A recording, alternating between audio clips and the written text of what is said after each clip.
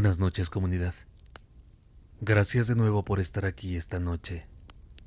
Hoy, las historias que escucharemos no son simples cuentos.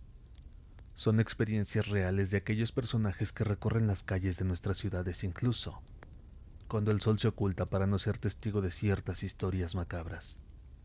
Los taxistas. Ellos, que conocen cada rincón oscuro e inquietante de nuestras calles, han presenciado cosas inexplicables, sobrenaturales y terroríficas. Si en este momento estás a bordo de un taxi, en la oscuridad de la noche, acomódate en un lugar seguro. Ajusta bien tus audífonos, pero eso sí, abre bien los ojos y adéntrate en esta noche perpetua.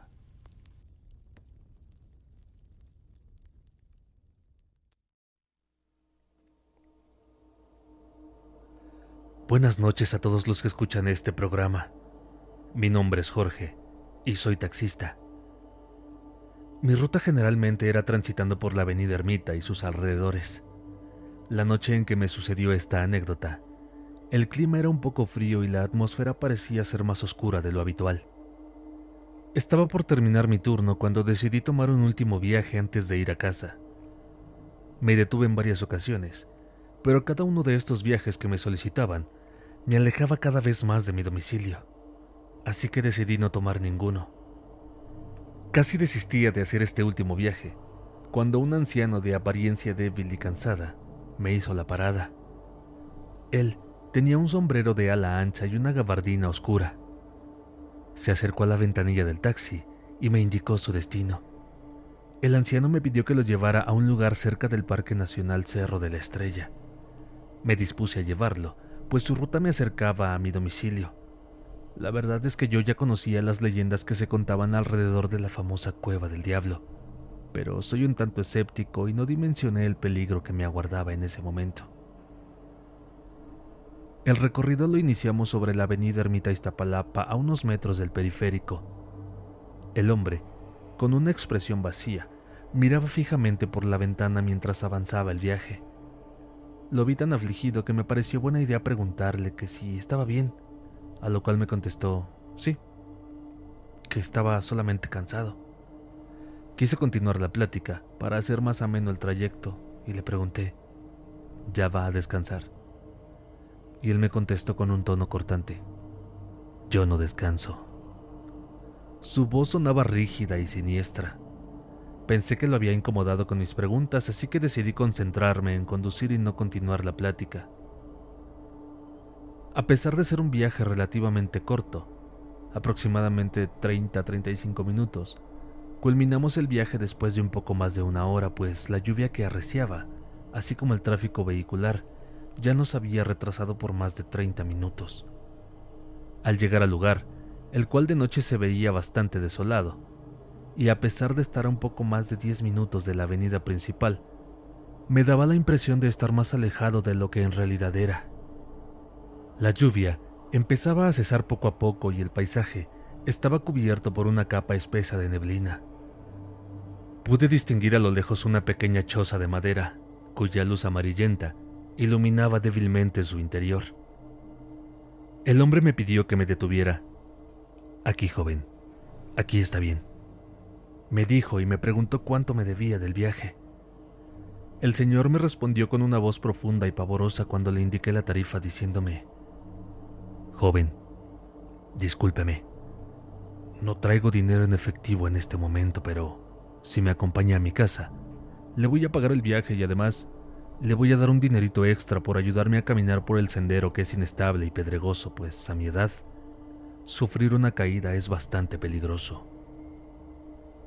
Aunque dudé por un instante, el impulso por ayudar al hombre me animó a salir del auto y la verdad, el hecho de recibir una recompensa económica me terminó de convencer, pues no había sido un buen día para la ruta y económicamente no me había ido tan bien esa jornada. La choza era pequeña con paredes de madera vieja y un techo de lámina.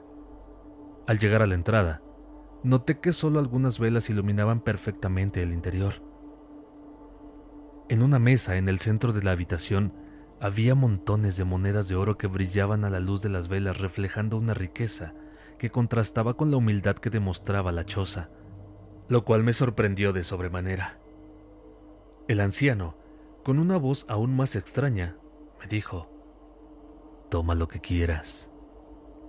Toma lo que consideres preciso y disfruta de una vida de riqueza».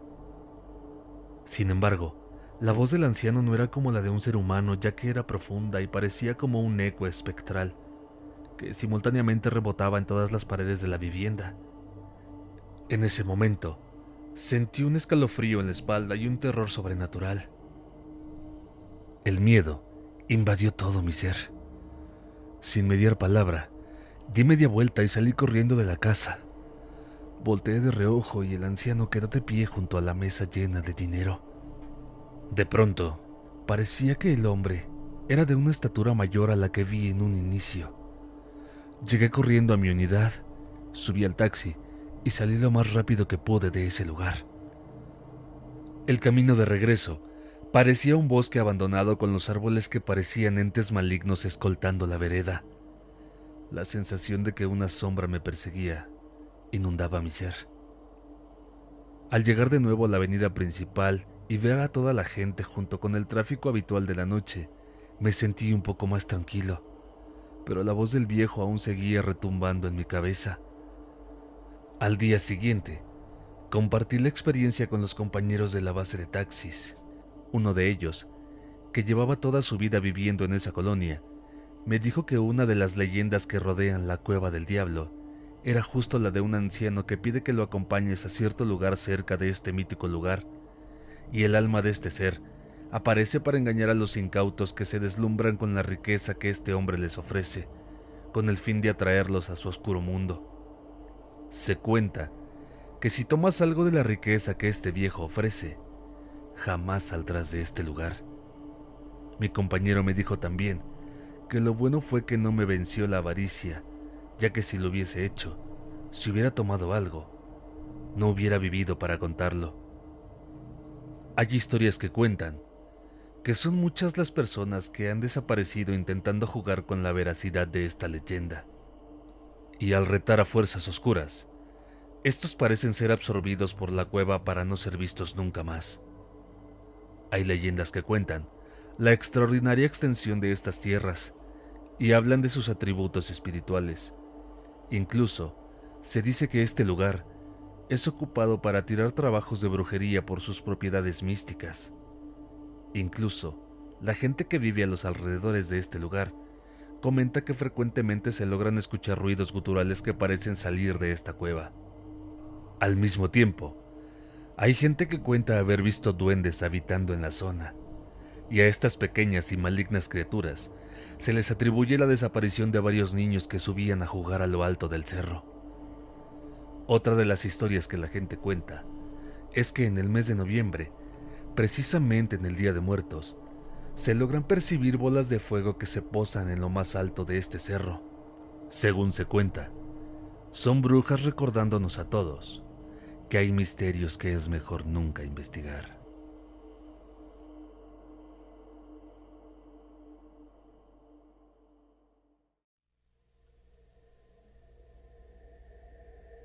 Hola comunidad, mi nombre es Hugo y hace algún tiempo me dedicaba a ser taxista en la Ciudad de México hasta que se me presentó la oportunidad de emigrar a los Estados Unidos. Este trabajo me dejó muchas experiencias.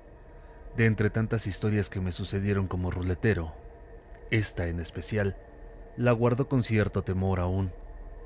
Esta historia, solo unos cuantos allegados la conocen, pues cuando la cuento, la mayoría de las personas parecen ser escépticas ante tal evento. Una de tantas noches en las que andaba recorriendo la ciudad en busca de pasaje, cerca del Metro Pino Suárez, una mujer me hizo la típica seña para solicitar el servicio del taxi.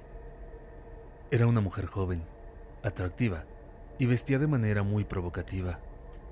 Se subió al taxi y con una voz suave pero seductora me pidió que la llevara a la calzada de Tlalpan. Hubo mucha conversación durante el viaje. Me platicó que ella se dedicaba al sexo servicio. Me dijo también que desde muy joven, con engaños, la habían traído a la ciudad pues ella era originaria de un pequeño pueblo en Chihuahua, y con la promesa de tener un empleo bien remunerado, la trajeron a la capital. Todo iba bien hasta que de repente, la chica parecía haberse perdido en sus pensamientos y recuerdos.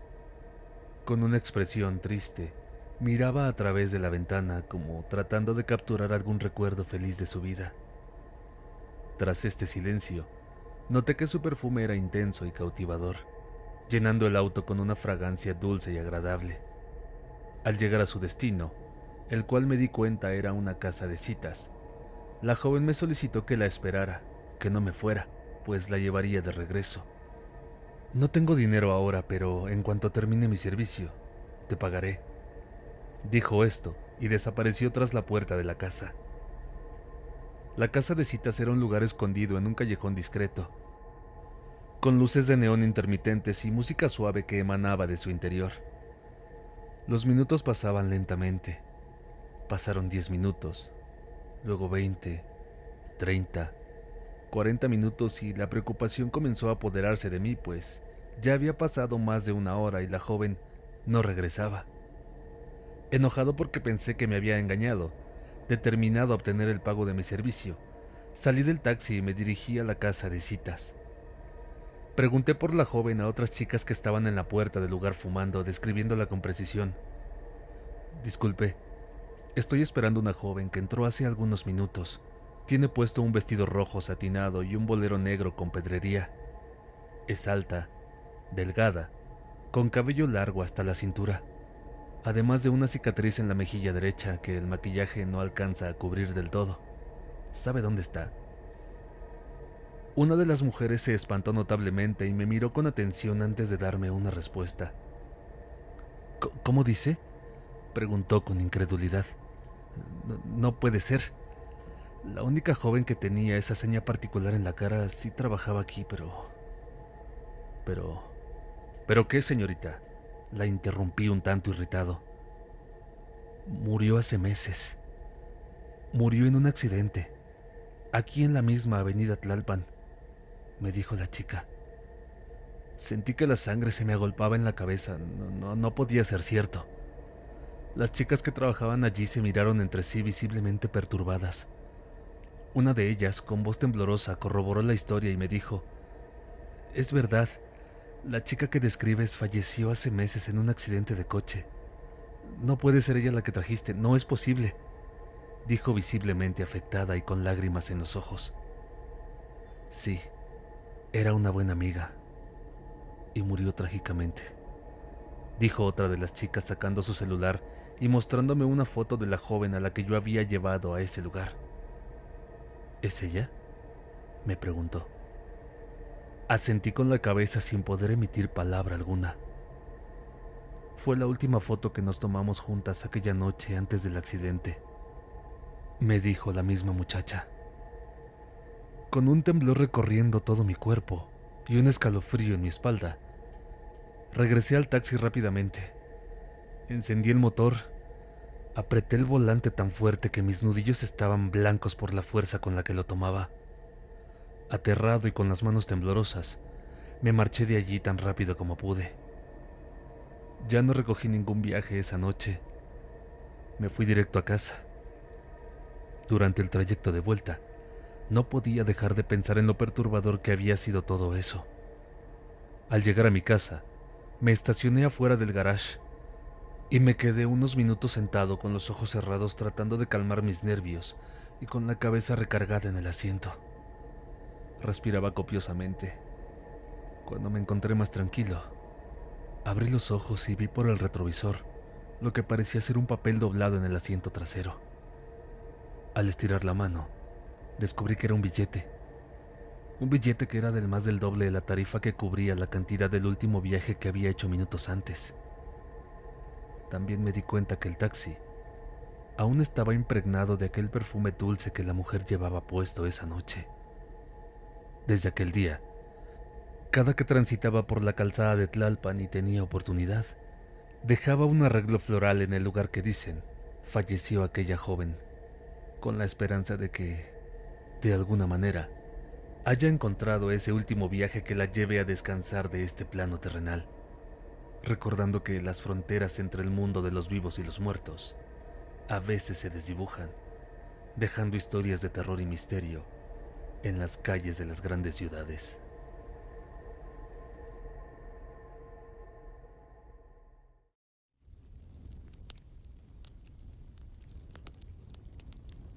Comunidad, gracias por continuar con nosotros en estos viajes escalofriantes y llenos de oscuridad. La mayoría de las personas no se atreven ni siquiera a mirar contenido de terror, pero ustedes han demostrado mucho valor al quedarse hasta el final de este episodio. No olviden seguirnos en nuestras redes sociales donde compartimos adelantos y contenido exclusivo. Y tampoco olviden suscribirse si es que aún no lo han hecho, darle pulgar arriba y activar las notificaciones para ser los primeros en escuchar estos relatos de miedo. Es totalmente gratis. Nos escuchamos en el próximo episodio, pero hasta entonces, manténganse seguros y no olviden que en la oscuridad nunca estamos realmente solos. Los dejo con el último relato de esta noche perpetua.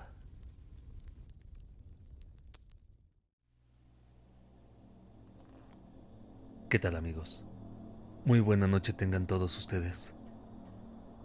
Durante un tiempo, fui taxista en el estado de Puebla. Esto lo hice para solventar mis gastos mientras estudiaba.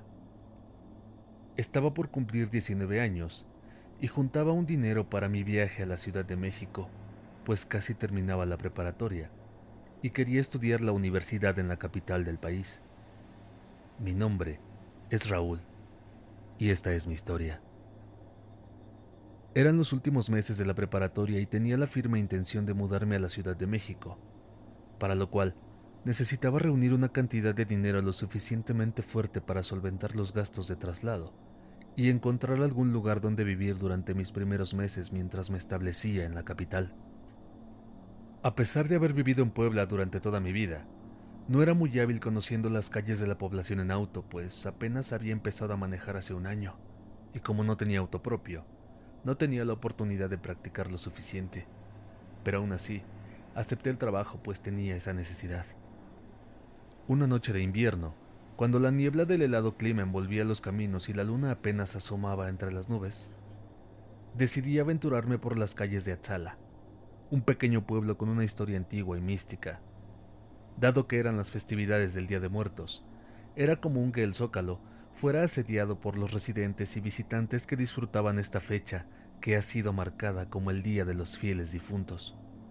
Esta, en la que la muerte toma a la vez un sentido solemne, religioso y festivo. El reloj apenas marcaba 15 minutos después de la medianoche, cuando estaba regresando al pueblo, pues había aceptado un viaje para llevar a un pasajero a las afueras del pueblo. La mayoría de los taxistas de la zona rodeaban el Zócalo en busca de pasaje, mientras yo decidí adentrarme en las calles del pueblo buscando turistas que requirieran un viaje. Solo el ruido del motor del taxi interrumpió el absoluto silencio que las calles recitaban.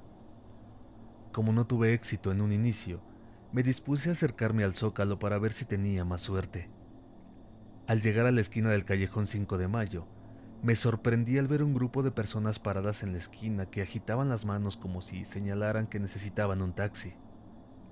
No era común ver tanta gente en esa área a esas horas, pero tal vez pensé que eran visitantes que necesitaban un servicio después de alguna fiesta o evento, pues todos vestían de manera elegante. Hombres de traje, mujeres con vestidos largos e incluso niños pequeños de brazos que los acompañaban. Conté a simple vista alrededor de 15 personas, y como yo solo no me iba a dar abasto con los viajes, avisé por la radio a mis demás compañeros taxistas.